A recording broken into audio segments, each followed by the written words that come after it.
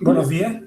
Vamos a abordar el último tema de la última intervención en estos vídeos sobre derecho del trabajo que estoy facilitando. Vamos a hablar, en primer término, de la territorialidad de las normas laborales. Obviamente, las normas laborales se aplican dentro del espacio territorial de cada país respectivo. En nuestro caso, pues obviamente las normas aprobadas en nuestro país se aplican dentro de las fronteras de nuestro país. El artículo 1.4 del Estatuto de los Trabajadores establece que la legislación española relativa a las relaciones laborales será de aplicación a los trabajadores españoles contratados en España al servicio de empresas españolas, incluso cuando esos trabajadores, según las normas del derecho internacional privado, se desplacen fuera de nuestras fronteras. De esa manera se evita pues, la posibilidad de que se pueda plantear que la empresa de nacionalidad española ubicada en España desplace fuera de nuestras fronteras a trabajadores con el objeto de aplicar una legislación menos favorable para estos y disminuir o rebajar los derechos laborales que tengan consolidados. Bueno, dentro de ese ámbito, como todos podemos imaginar, lo que suelen hacer, lo que hacen en alguna ocasión las grandes empresas que pueden permitirse derivar parte de su producción fuera del país, con frecuencia lo que buscan son condiciones laborales más competitivas, lo cual se traduce, obviamente, en menores salarios y menores costes. En cualquier caso, esta norma protege a los trabajadores que son contratados en nuestro país y se desplazan fuera de sus fronteras. En lo que se refiere a la interpretación del principio prooperario, por otra parte, sabemos que tradicionalmente implica la idea de protección del contratante más débil. Sin embargo, una reciente revisión doctrinal, conforme a lo que se puede ver en la práctica cotidiana, aprecia que este principio realmente nunca ha llegado a consolidarse o aparece en la realidad bastante descafeinado. Porque realmente tenemos que considerar pues, que a la hora de interpretar las normas, el artículo 3.1 del Código Civil nos dice cuáles son los criterios referentes, criterios que obviamente no pueden ser ni torcidos ni condicionados por el deseo de equilibrar la posición del trabajador en aras de ese fantasmal principio prooperario. Nos dice el Código Civil que las normas se han de interpretar según, esencialmente, el sentido propio de las palabras. El juez aplica la norma, no puede desviarse del contenido que tenga la norma. Por lo tanto, el significado que tenga la norma que ha de aplicarse es el entorno donde tiene capacidad de decisión el juez. El juez no puede alterar lo que diga la norma. Puede, modelarla conforme a determinados criterios. Puede atender al contexto donde se desarrollan las relaciones laborales para, dentro del sentido lógico de las palabras, adecuarlo a ese concepto. Ha de considerar los antecedentes históricos y legislativos. El significado actual de una norma laboral viene condicionado por su trayectoria histórica.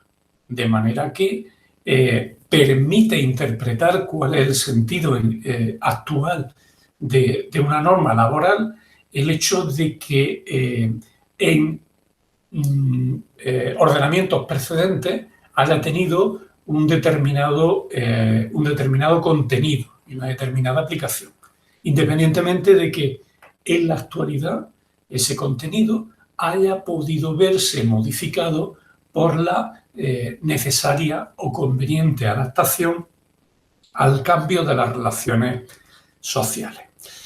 También hay que tener en cuenta, obviamente, la realidad social del tiempo en el que han de ser aplicadas. Si pensamos, por ejemplo, en normas que son de un contenido pues, altamente abstracto, por ejemplo, la protección del accidente de trabajo in itinere, la realidad social de nuestro tiempo ha llevado a ampliar este concepto de manera que se considera lógico y digno de protección el hecho de que, por ejemplo, un trabajador se desvíe fuera de su trayecto habitual para dejar a compañeros con los que ha compartido vehículo. O igualmente el hecho de que se proteja al trabajador o a la trabajadora que con anterioridad a dirigirse a incorporarse a su puesto de trabajo ha dejado a su hijo en una guardería. Por otra parte, y esto es esencial, se tiene que atender al espíritu y a la finalidad que pretende la ley. Cuando una norma se conforma o delimita para conseguir un determinado resultado, pues ese es el espíritu que el intérprete de la ley ha de intentar preservar y respetar para que la interpretación que se dé a la norma sea conforme o respete el designio que tuvo el legislador a la hora de darle contenido. La interpretación de las normas, por tanto, también ha de integrar derechos y principios constitucionales, entre los que se encuentra la lógica protección del trabajador. Ahora bien, eso no quita que el principio indubio pro operario rompa los criterios genéricos de interpretación de las normas. No pensemos en ningún caso que un trabajador que quiera acreditar una relación laboral en la que no ha habido alta en seguridad social puede simplemente con esa mera alegación salvar el obstáculo de la prueba. Un juez normalmente jamás admitirá una demanda en ese sentido que no venga acompañada de un mínimo principio de prueba, circunstancia que por otra parte es lógica y coherente porque la mera alegación de un derecho, si no viene acompañado de ningún tipo de prueba, pues no puede obtener la consecuencia del reconocimiento de esa alegación, porque en otro caso sería tanto como ofrecer virtualidad a la inexistencia de cualquier tipo de indicio o de prueba. Por otra parte, también hemos de hacer mención a los acuerdos de empresa.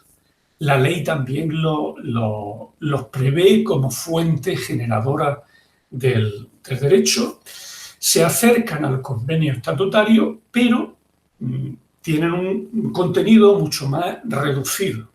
El acuerdo de empresa va dirigido a circunstancias muy específicas, clasificación profesional, jornada, salario, o bien aspectos coyunturales que puedan obedecer a la reestructuración de la plantilla, a una suspensión temporal de contrato. No se le exigen requisitos específicos de tramitación especial y están específicamente previstos por la ley precisamente para facilitar el curso de la relación laboral. Entre otros aspectos tenemos el artículo 22 del Estatuto relativo a la clasificación profesional, el 24 los ascensos o el 34 a la jornada, pudiendo producirse acuerdos de empresa en todos estos ámbitos de manera específica. Existen otros acuerdos que pueden afectar a la producción o al trabajo, en lo que se refiere a sistemas de trabajo, horarios, a la organización de recursos humanos, la manera en que se accede a la promoción profesional, cómo se puede participar en la empresa, en lo que se refiere a la disciplina y régimen de personal, cómo se modulan los comportamientos que pueden ser sancionables dentro de la empresa, creando un régimen disciplinario sobre la actuación de la propia empresa, dando pie a un código ético en el que se perfile o identifique cuáles son los comportamientos correctos y adecuados dentro de un ámbito de relaciones laborales. Obviamente, pues, en ese tipo de código ético, pues quedarían reflejadas comportamientos como la proscripción de las distintas fórmulas de acoso, etc. Este tipo de reglas a veces se incorpora a un reglamento de régimen interno que puede dar lugar a una circular de empresa o a códigos de conducta. Téngase especial cuidado en este respecto con la Directiva 2019/1937, conocida vulgarmente como la Directiva de los Whistleblowers. En la misma, que por cierto está pendiente de implementarse por nuestro país, en la misma se recoge la debida protección que se debe de ofrecer a los trabajadores que pongan de manifiesto determinadas irregularidades en el comportamiento de las empresas. De manera que las empresas deben de articular mecanismos de protección para que no se ofrezcan represalias para aquellos, en el ámbito de las relaciones laborales, trabajadores que pongan de manifiesto determinadas irregularidades de comportamiento de las que hayan sido testigos o víctimas, para que de esa manera la empresa articule un procedimiento que deje en evidencia la protección de todo ese tipo de comportamiento. La implementación de este tipo de códigos de conducta facilitará el que las instituciones, especialmente pues, grandes instituciones, como pueda ser, pues, por ejemplo, la universidad o por ejemplo, pues, empresas con una estructura amplia y compleja, el hecho de que se articulen podrá proteger frente a los posibles delitos que, en virtud del Código Penal, hoy sí pueden derivarse hacia las instituciones donde se producen comportamientos que en un momento dado pueden ser susceptibles de ser calificados como delito. En ocasiones nacen previsiones más generales recogidas en el convenio colectivo que dan lugar a un proceso de negociación colectiva y que son vinculantes en los mismos términos que pudiera haberlo sido el convenio o el acuerdo. Se da pie así a documentos que facilitan el conocimiento y uso de las normas y que tienen un valor, ofrecen un valor interpretativo o aclaratorio del sentido de la formulación adecuada y correcta que han de tener los comportamientos en el desarrollo de las relaciones laborales. Las instrucciones empresariales y reglamentos de empresa, por otra parte, son una consecuencia lógica de los poderes de dirección y organización que el empresario desarrolla a la hora de a la hora de ejecutar la capacidad que el artículo 20 del Estatuto de los Trabajadores le confiere para ordenar las relaciones laborales. De manera que esas órdenes o instrucciones pueden facilitar la organización y ejecución del trabajo en la empresa en sus distintos aspectos. Sistema de trabajo, horario de entrada y de salida, atención al cliente, etcétera, etcétera. Esa capacidad de organización y gestión, pues, obviamente, incide en la libertad del trabajador, que queda constreñida por esas órdenes empresariales, pero, ojo, también debe de respetar, existen unos límites en los que cada cual ha de preservar sus intereses, de manera que, pues, por ejemplo, los derechos a la intimidad y a la dignidad del trabajador en ningún momento pueden verse afectados por esa capacidad organizativa de la empresa. Esas instrucciones empresariales se condensan en reglamentos o códigos de régimen interno que hablan de someterse a lo dispuesto por ley o por convenio colectivo.